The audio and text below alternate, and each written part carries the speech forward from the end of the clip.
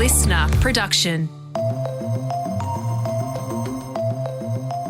Hi, welcome to The Briefing. I'm Sasha Barbagat.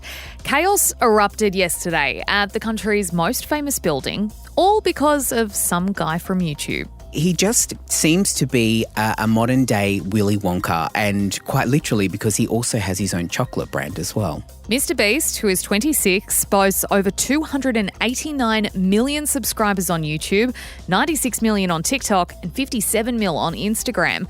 But who is this guy, and just how much influence and power does he wield over the globe's youth? That's coming up, but first, Katrina Blowers is here for the headlines. It is Thursday, the 27th of June. Hello, everyone. Well, we begin with the return of Julian Assange, who has touched back down in Australia overnight, sharing an emotional reunion with his wife, Stella, after a 14-year ordeal. Julian wanted me to sincerely thank everyone. He wanted to be here. But you have to understand what he's been through. He needs time. He needs to recuperate. And this is a process. Yeah, that certainly will be a process. That was Stella speaking to the media last night, also asking for their privacy over the coming weeks and months.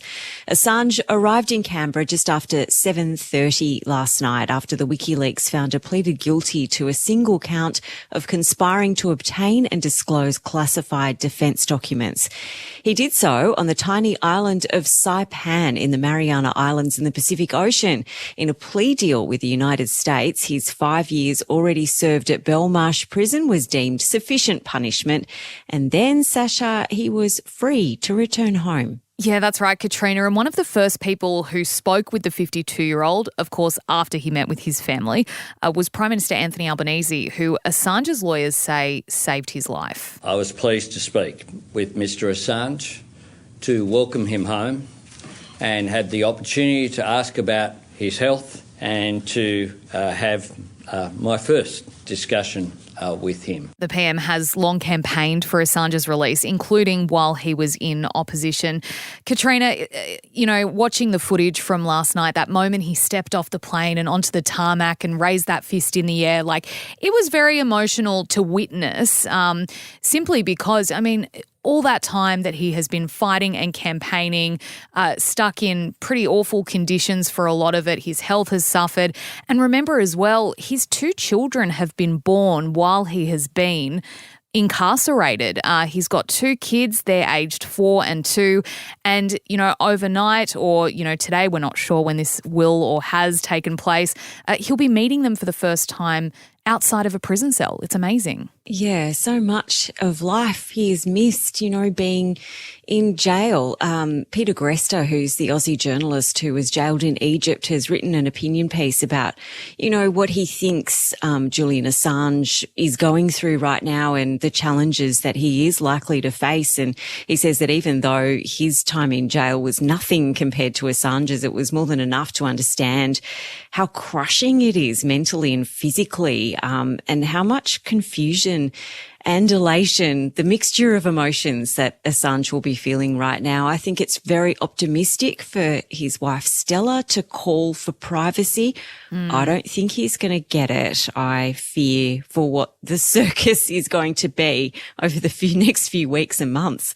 Yeah, you'd hope that there would be some pretty strong security in place as he kind of, we don't know where they're living or where they're going to go, and you'd hope that maybe that can be kept under wraps so that he can have at least a couple of weeks to himself to readjust to freedom. Hey, look, we will actually be speaking with Julian's brother, Gabriel Shipton, shortly, and we'll get that up in the feed as soon as we've spoken to him.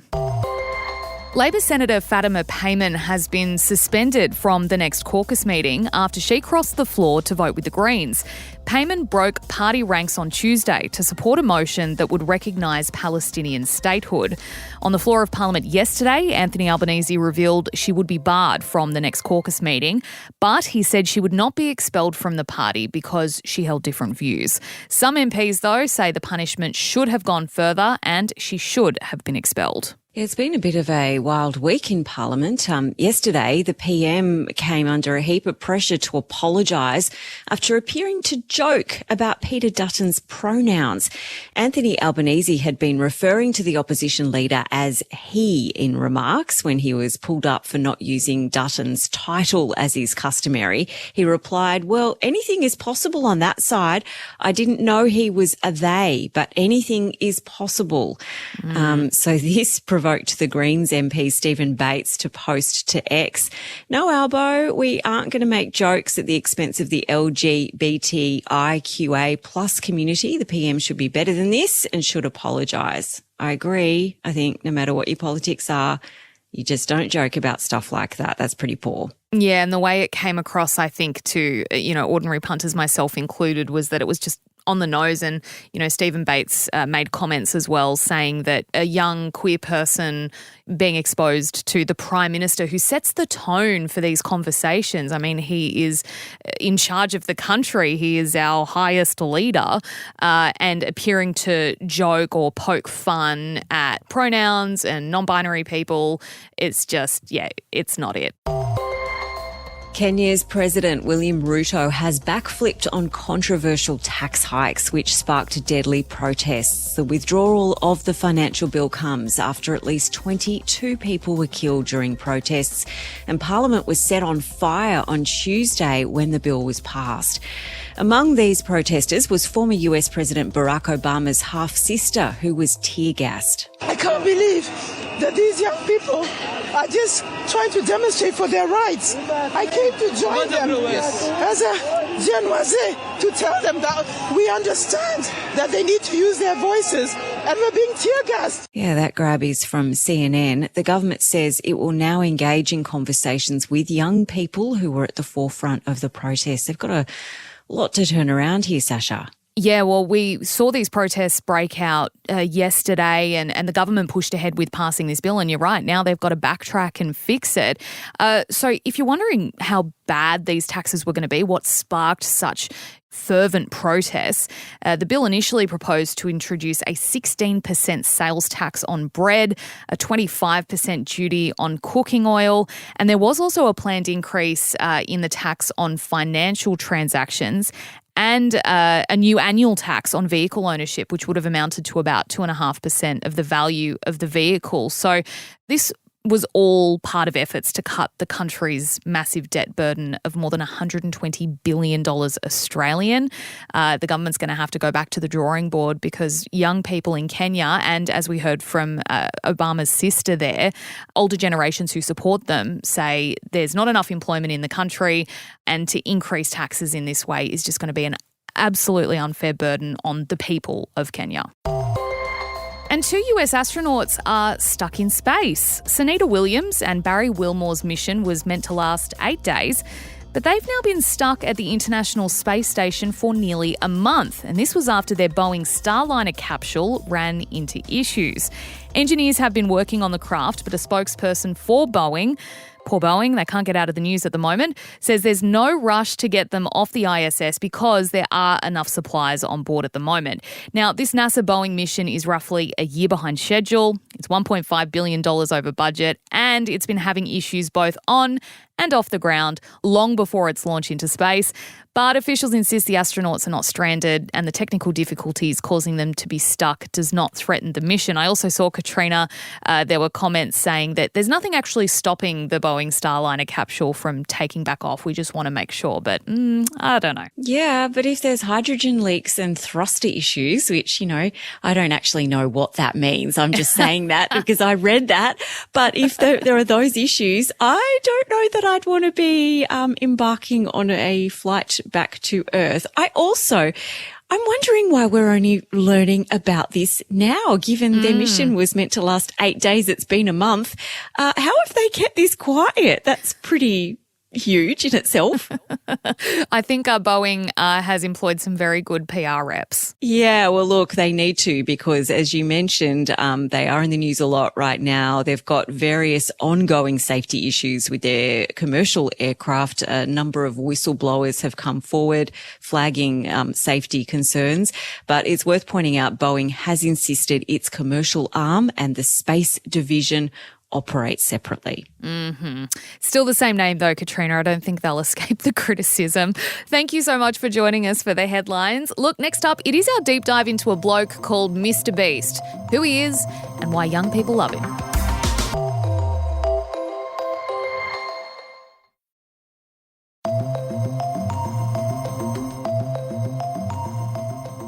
Yesterday afternoon in Sydney, thousands of fans of YouTube superstar MrBeast flocked to the Opera House as he gave away 10 luxury cars. Among them, a Lamborghini, a Porsche and a Mercedes. Free tickets for the event were exhausted within minutes of going up for grabs, with 4,000 people showing up for their chance to see the man dubbed one of the most influential in 2023 by Time magazine. You might not have heard of him, but chances are the Gen Z or Gen Alpha person in your house, office or gym has. So how did this 26-year-old from Kansas, worth an estimated $750 million, become YouTube's biggest content creator?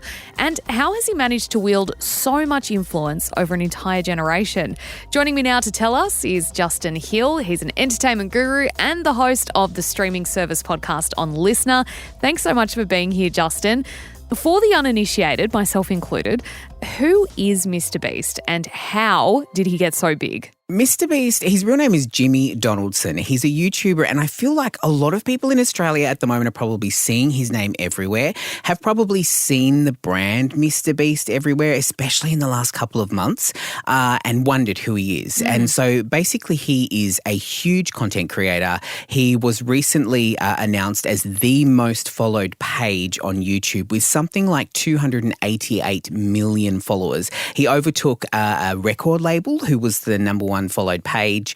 And so basically his thing is that he does these like crazy stunts or giveaways or, you know, kind of like very philanthropic stuff, which is a big word to use for me at this time of the day. But like he just seems to be a modern day Willy Wonka, and quite literally because he also has his own chocolate brand as well. Yes, and that's what we need to kind of understand more. So you just mentioned, and I've seen this commentary, the real life Willy Wonka, because of this giveaway that he did at the Opera House yesterday.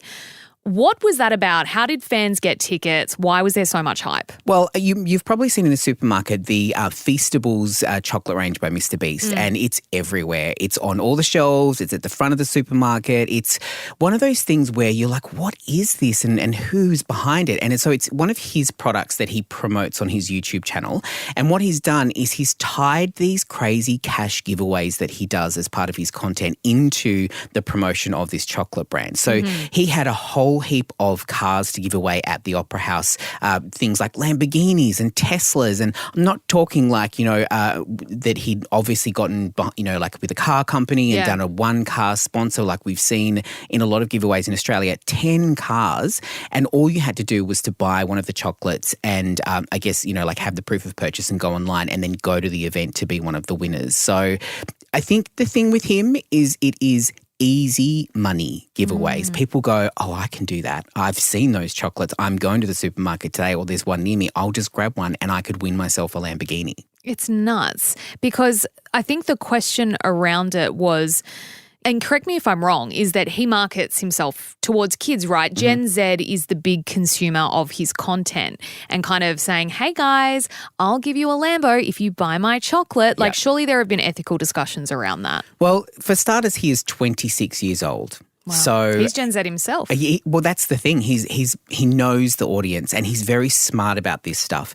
He started on YouTube doing something really mundane, like counting to 100,000 for 40 hours. And that video got millions of views. And predominantly his audience was younger people because they're like, look at this guy. He's just counting to 100,000, literally like 1, 2, like so mundane like that. And so this audience has followed him. But what he's actually done is he is a content creator, but he has been studying the algorithm. So he's studying the YouTube algorithm to figure out what works. And so he knows that this target audience of younger kids is who watch his videos. They're the target demographic for platforms like that. Also too that this, you know, these cash giveaways are in such high demand. I mean, even more so now than ever. And it's very kind of like reflective of I guess what we've all been through in the last couple of years, the cost of living crisis, the wanting to have a luxury lifestyle. And if you are one of the people where if you're, walking down behind him on the street and he hands you $10,000 because you subscribe to him, then people are like, I don't care that you're telling me I need to subscribe to you. I just want the money. Yeah. And it has been controversial because a lot of people have said he is like pandering or leveraging off people's poverty. But on the flip side of that, he did a fundraiser where he paid for something like 1,000 people to have cataract surgery. He's helped people out of, hurricane disasters. He is giving back, but then also to being very transparent about, that a lot of the content is sponsored. So has he made all his money off the content that he creates, as in, he started off on YouTube, built his following, that's how he made his money, and now he reinvests that money back into his own brand and his videos, or did he have money before this? No, so he started like a lot of content creators where he just was like, oh, I'll just do it and see how it goes. And, monetization of videos on YouTube is huge, especially when you're getting millions of views. But the thing is that where he's earned the big dollars is getting those brand deals with those companies. And so they've paid him a lot of money. But this is the other thing, is that people are finding it difficult to find things wrong with him because he, like you said, he reinvests the money back into what he's doing, gives it back to people. He's not just like, look at me and my luxury lifestyle. And the big thing about him is that his videos, unlike a lot of content creators, are not about him. So, and that's the big thing, is that content creators these days are creating content that is all about them. It's about how it impacts them. Whereas with him, it's like, no, I'm the face of it, but the focus is on everyone else. The focus is on like who I'm giving the money to, or the situation that we're in. Do you think that's part of his appeal, or do you think that's just by design, like that's just how it's ended up? I think it's going against what everyone else was doing.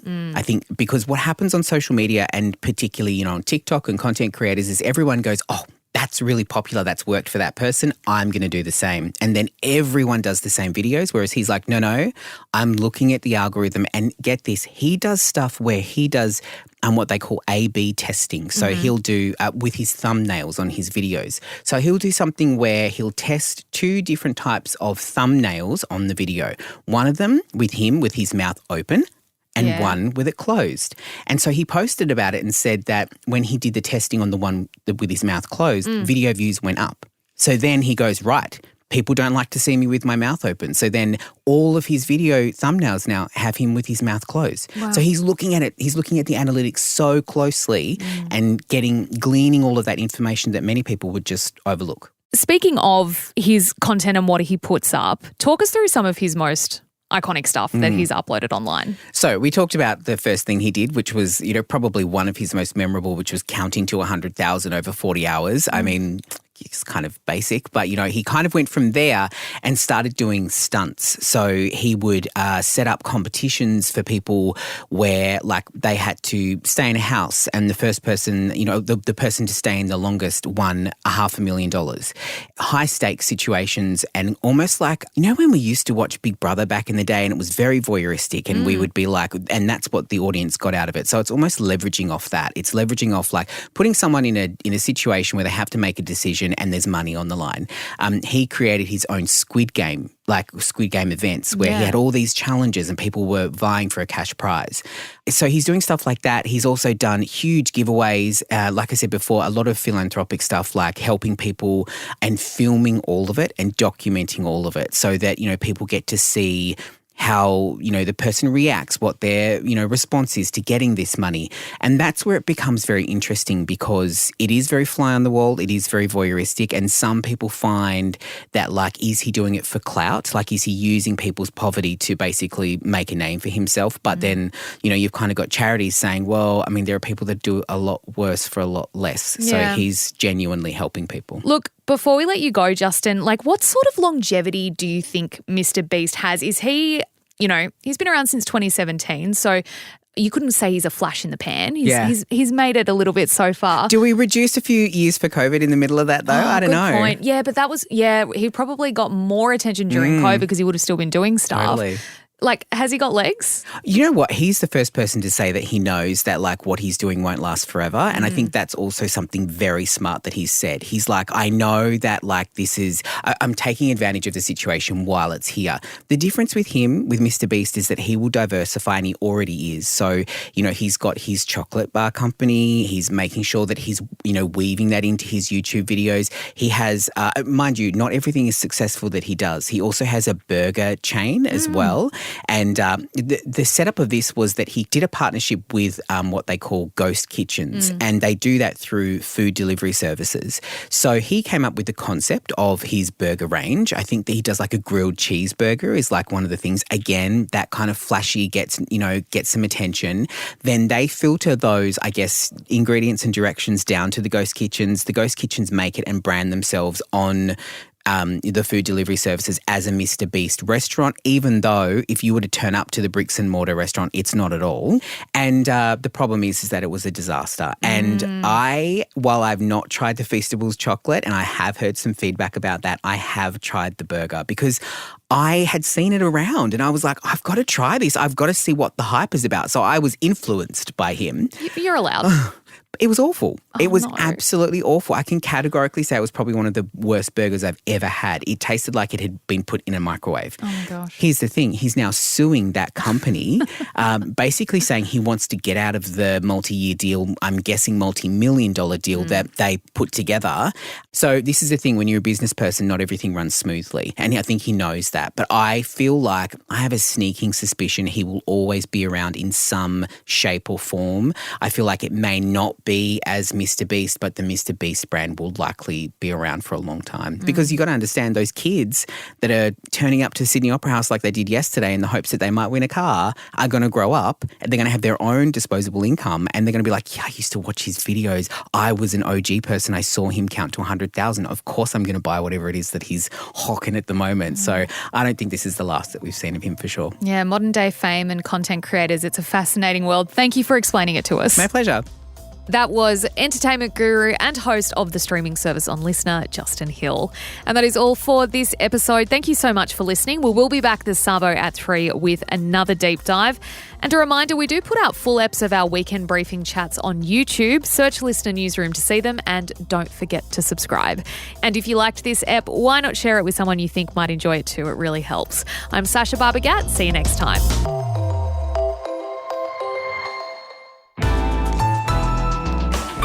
LiSTNR.